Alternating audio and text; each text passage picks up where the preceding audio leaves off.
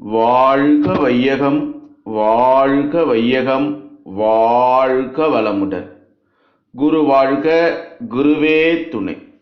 ஸ்ரீ ஆண்டாள் அருளச் செய்த திருப்பாவை பாசுரம் 27 மார்கழி மாதத்தில் பாடக்கூடிய ஒரு அற்புதமான பாசுரம். கூடாரை வெல்வாய் கூடி எங்களிடமே, கூடாரை வெல்லும் சீர்கோவிந்தா, உந்தன்னை பாடி பறை கொண்டு யான் பெரும் சன்மானம், நாடு புகழும் பரிசினால் நன்றாக, சூடகமே தோல்வளையே தோடே செவிப்பூவே, பாடகமே என்றனையும் பல்கலனும் யாம் அணிவோம், ஆடை உடுப்போம் அதன் பின்னே பால் சோறு, மூட நெய் பெய்து முழங்கை வழிவர, கூடியிருந்து குளிந்தேலோ எம்பாவா என்று ஆண்டாள் நாச்சியார் மார்கழி மாதம் 27வது நாளிலே பாடக்கூடிய ஒரு அற்புதமான பாசுரம். கூடாரைனா கூடாதவர், பகைவர்னா பகைவரை சொல்லுவாங்க, சன்மானம்னா வெகுமதி, சூடகம்னா கைவளை, செவிப்பூனா கணபத்திரம் மேல் காதில் அணிவது, பாடகம்னா சிலம்பு அல்லது தண்டை. கோவிந்தனே, எத்தனை சந்தர்ப்பம் தந்தும் உன்னோடு கூடாமல் எதிர்த்து நிற்கும் பகைவர்களை நீ வென்று நிற்பவன். உன்னை பாடி பறை பெற்று நாங்கள் உன்னிடம் பெரும் வெகுமதியால் நாடெல்லாம் எங்களை போற்றும். விரதம் நிறைவு பெற்றதால் நாங்கள் கைகளில் வளையலை அணிவோம், தோளிலே நகை அணிவோம், காதுகளில் தோடுகள், செவிப்பூக்கள் அணிந்து காலில் சிலம்புகள் அணிவோம், எல்லா ஆபரணங்களையும் அணிந்து புத்தாடை உடுப்போம். பின் பாலிலே வெந்த சோற்றில் நிறைய நெய்யிட்டு உண்ண எடுக்கையில் எங்கள் முழங்கையிலே அந்த நெய் வடியும். நாங்கள் அனைவரும் இப்படி மகிழ்ச்சியில் திளைத்திருப்போம். கூடாரை வெல்லும் சீர் கோவிந்தா. கண்ணனுக்கு மிகவும் பிடித்த பெயர் கோவிந்தன். பசுக்களை காப்பவன் என்பது அதன் முக்கியமான பொருள். இந்த பாசுரத்தில் முதல் வரிசையாக கோவிந்தா கோவிந்தா கோவிந்தா என்று 3 முறை அழைத்து மகிழ்கிறாள் அருளன்னை ஆண்டாள் அவர்கள். மிக பாவியும் புனிதமாக்கும் நாமம் கோவிந்தா நாமம். நரகத்தை சொர்க்கமாக்கும் திருப்பெயர் அது. அதனால தான் இன்றும் திருப்பதியில் செல்பவர் பக்தி பரவசமாக அழைக்கும் நாமம், அந்த திருமலையிலே அந்த இறைவனை காணுகிற போது கோவிந்தா நாமம். கோவிந்தன் எல்லோருக்கும் பொதுவானவன். ஆனால் அவனோடு கூடாமல் எதில் வரம்பு கோத்து நிற்பவர்களை அவன் வில்லால் வாளால் ஆயுதங்களால் வீரத்தால் வெல்வான். ஆனால் தன்னை கூடியவர்களிடம் அவன் விரும்பி தோற்று போவான். அந்த தோல்வியில் அவனுக்கு மகிழ்ச்சி. கூடாரை வெல்வது, வீரத்தால் கூடியவரை வெல்வது, சீலத்தால் அருளால் தன்னொழியால், உன்னை தேடி பரிசினால். பாவை நோன்பு என்பது ஒரு தோற்றமே, வியாஜாமே. எங்கள் நோன்பெல்லாம் உன்னை காண்பது, கூடுவது, உன் புகழ் பாடுவது, இப்படி பாடி பறை பெற்று பலனடைந்து நாங்கள் உன்னிடம் சன்மானங்களும் பரிசியும் பெறுவோம். இதனால் உலகோர் எங்களை பாராட்டுவார்கள், பரிசளிப்பார்கள். இங்கு ஒரு குறிப்பு. ஆலயம் போன்ற புனித இடங்களே தரும் பிரசாதம், சன்மானம் போன்றவற்றை மிக புனிதமாக கருதி யான் பெரும் சன்மானம் என்று வணக்கத்துடன் பெற வேண்டும். தெய்வ பிரசாதத்தில் அலட்சியம் கூடாது. இறைவியின் பிரசாதமான மலர் மாலையை ஒரு முனிவர் ஐராவரத்திலே ஏறி வந்த இந்திரனுக்கு அளித்தார்.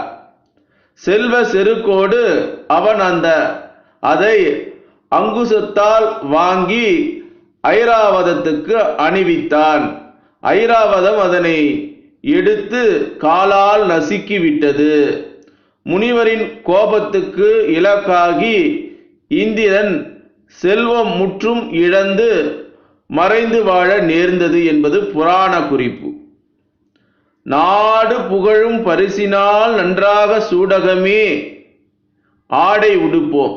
இந்த இளம் பெண்கள் மார்கழி குளிரையும் பொருட்படுத்தாது நோன்பு இருந்தார்களே என்று நாடெல்லாம் இவர்களை புகழ்கிறது.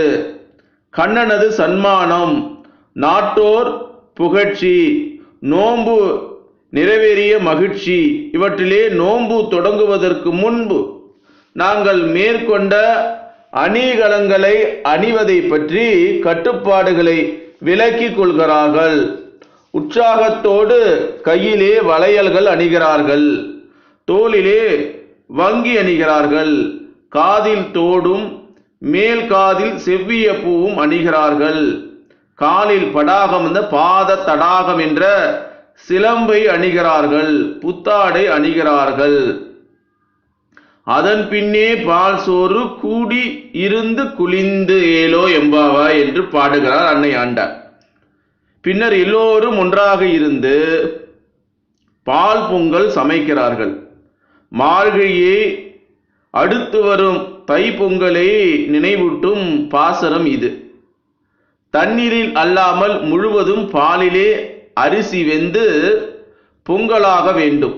அந்த பொங்கல் மறைந்து போகும்படி சுத்தமான நெய்யிட்டு, அதாவது சோற்றில் நெய் அல்ல, நெய்யில் சோறு உண்டோ என்று தடவி பார்க்கும்படி அமைந்த பொங்கல் அது.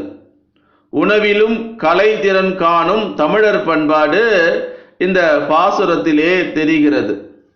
அமுதமானாலும் தனியே உண்ணக்கூடாது. பக்தர்களின் கூட்டமுடத்தோடு ஆலயத்திலும், ஏன் வைகுந்த விண்ணகரத்திலும் உணவு உண்ண விரும்பும் வைணவ உள்ளம். வந்தவர் எதிர்கொள்ள மாமணி மாடத்து அந்தமில்லா பேரின்பத்து அடியாரோடு இருந்தமை என்பார் நம்மாழ்வார். கூடியிருப்பதால் மனம் குளிர்கிறது. இவர்கள் கண்ணனாகிய ஆறா அமுதத்தை பார்த்து பார்த்து மகிழ்வதால் கையிலே எடுத்து வந்த அந்த பால் பொங்கலை உண்ண மறுக்கிறார்கள். மிகுதியாக உள்ள நெய் முழங்கையிலிருந்து வழிகிறதா. இந்த காட்சியுடன் இந்த பாசுரம் நிறைவு பெறுகிறது. இந்த பாசுரத்திற்கு அகத்துறை முறையிலும் ஆன்மீக தத்துவ முறையிலும் பெரியோர் பொருள் கூறி இருக்கிறார்கள். அகத்துறை விளக்கம், இது கண்ணன் காதலியை முதலிலே கையால் பற்றுகிறார். அந்த கைக்கு சூடகம், பின் தோலை பற்றுகிறார். அத்தோலுக்கு தோல் வலை, பின் காதில் கிசுகிசுக்கிறார். அக்காதுக்கு தோடு தலையணை மந்திரம் என்பார்கள். அதை குறிப்பிட செவி பூ, பின் அவனை பிடிப்பது கால்களை, அக்காலுக்கு பாடகம்.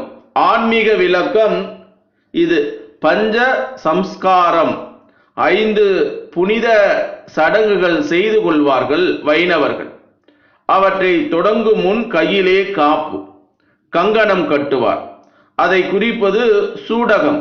தோளிலே சங்கு, சக்கரங்களிலே அனலிலே இட்டு பதிவார். அதை குறிப்பது தோல் வலை. காதிலே திருமந்திரம், நாராயண மந்திரம் உபதேசம் செய்ததோடு அதைவிட இரகசியமானதும் நுட்பமானதுமான தூவ மந்திர உபதேசம். திருமகளும் திருமாலும் சேத்திலே அடி பணிவது போல செவ்விப்பு இறுதி உபாயமாக பகவத்கீதையிலே கண்ணன் கூறிய சரணாகதி உபாயத்தை கூறுவது சமரச்சல லோக உபதேசம். இறைவன் காலுகளே கெதி என்று கூறுவதால் காலிலே அணியும் பாடகம் கூறப்படுகிறது. இந்த பாசரத்திலே ஒரு இனிய பொங்கல் வாழ்த்து பாசரமாகும். இதனை சக்கர பொங்கல் பாசுரம் என்றும் எழுதுகிறார்கள் தமிழ் அறிஞர்கள். என்ன ஒரு அற்புதமான பாசுரம் பாருங்க. கூடாரை வெல்வாய், கூடி எல்லாரிடம் மகிழ்ந்து இருங்கள் என்று அகத்தையும் நிலையிலே சந்தோஷமாக இருங்கள், புற வாழ்க்கையிலிருந்து விலகி அகத்தை நோக்கி பயணம் படுங்கள். அந்த இயற்கை, அந்த பிரபஞ்சம், அந்த சுத்தவெளி ஆதி அனாதி பூரணமாக இருக்கக்கூடிய இறைவனோடு சந்தோஷமாக இருங்கள். அதற்கு அழகான மறைபொருள் ஊமைகளை சொல்லி மக்கள் பயன்படுத்தக்கூடிய பொருட்களையும் சொல்லி பெண்கள் அணியக்கூடிய அத்தனை ஆபரணங்களையும் உண்ணக்கூடிய அந்த உணவிலே இருக்கக்கூடிய சுவையும் சொல்லி எல்லாமே நம்ம புறப்பொருளா இருந்து பார்க்கக்கூடிய நிகழ்வுகளை அகப்பொருளாய் மாற்றி காட்டிய ஒரு அற்புதமான பாசுரம். இந்த பாசுரத்தை யார் படிக்கிறார்களோ, இந்த பாசுரத்தை யார் கேட்கிறார்களோ, யார் இந்த பாசுரத்தை அடுத்தவருக்கு சொல்லுகிறார்களோ, அப்படி அந்த பாசுரத்தை சொல்லக்கூடிய நடமாடு மனித தெய்வங்களாக இருக்கக்கூடிய மானிட தேகம் பெற்ற ஒவ்வொருவரும் மார்கழி நாளிலே இதை சொல்லுகிற போது அவர்களுடைய கருமையும் தூய்மை பெறும்.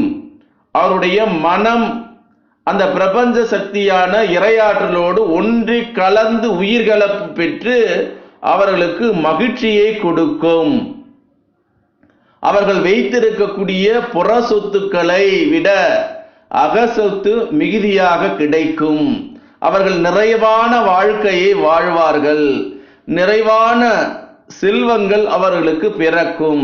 அன்னை ஆண்டாள் அவர்கள் மார்கழி மாதத்துல பாடக்கூடிய அத்தனை பாசுரங்களும் யார் மீதும் பொறாமை இருக்காது, யார் மீதும் வஞ்சம் இருக்காது, தான் தனது என்று இருப்பு கட்டிக்கொள்ள தெரியாது.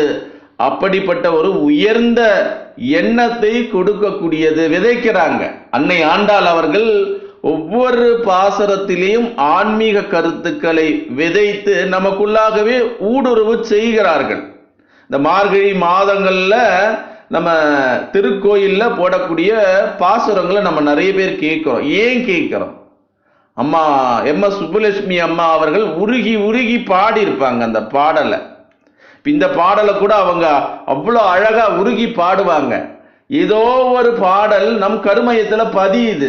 காலை வேளையிலே பெண்கள் கோலமிடுவார்கள் அந்த மார்கழி மாதத்துல.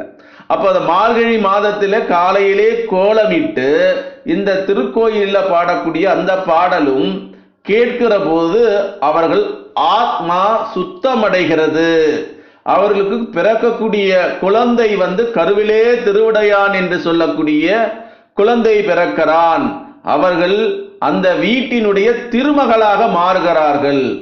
பெண்கள் அந்த பாவை நோன்பு இருப்பது அந்த வீட்டுக்கு திருவிளக்காகவும் குலவிளக்காகவும் செல்வ மகளாகவும் தெய்வீக மகளாகவும் இருக்கிறார்கள் என்கின்ற ஒரு அற்புதமான பாசுரம் இந்த 27வது பாசுரம். எந்த பெண் தன்னுடைய இந்த பாசுரத்தை பாடிட்டு 3 முறை பாடணும். இந்த பாசுரத்தை பாடிட்டு வீட்டில் அழகா நெய்யிலையும் பால் சோறும் கலந்து அவங்க கொடுத்து அடுத்தவர்களுக்கு பகிர்ந்து உண்றாங்க பாருங்க. அந்த பேர் ஒரு மனுஷனுக்கு போதும்னு சொல்லக்கூடியது எதுன்னா உணவு மட்டும்தான். மற்றது அதுல மட்டும்தான் அவன் திருப்திப்படுத்த முடியும். வேற எதிலையுமே திருப்திப்பட முடியாது. ஆகவே அந்த உணவை அருந்தக்கூடியவன் அக இன்பத்தை பெறுவான். புற இன்பத்தை பெறாமல் அக இன்பத்தை கொடுக்கும். அவனுக்கு முக்தியும் ஞானத்தையும் கொடுக்கும் என்பதை அன்னை ஆண்டாள் அவர்கள் மறைபொருள் விளக்கமாக பாடிய இந்த பாசுரத்தை கேட்டு வாழ்க்கையில் எல்லா நலங்களும் கிடைக்குங்கள் என்று சொல்லி, இதில் அடியேன் ஏதாவது பிழையோ தவறோ செய்திருந்தால் இந்த அடியேனை மன்னிக்கவும். ஏதாவது மகிழ்ச்சியாகவும் நிறைவான கருத்துக்களை நான் பேசினேன் ஆனால் அருளன்னை திரு ஆண்டாள் அவர்களுக்கே போய் சேரும். இந்த பாசுரத்தை கேட்கக்கூடியவர்கள், கேட்க போகக்கூடியவர்கள், நடமாடும் மனித தெய்வங்கள் ஒவ்வொருவருக்கும் வாழ்க்கையிலே மகிழ்ச்சி, சந்தோஷம், மனநிறைவு பெற்று மகிழ்ச்சியோடு நீங்கள் வாழ வேண்டும் என்று அருளன்னை ஆண்டாளுடைய எண்ணத்தோடு என் எண்ணத்தை கலக்க விட்டு உங்கள் ஒவ்வொருவரையும் மனதார நெஞ்சார வாழ்க வளமுடன், வாழ்க வளமுடன், வாழ்க வளமுடன் என்று வாழ்த்தி, ஆண்டாள் திருவடியே சரணம்.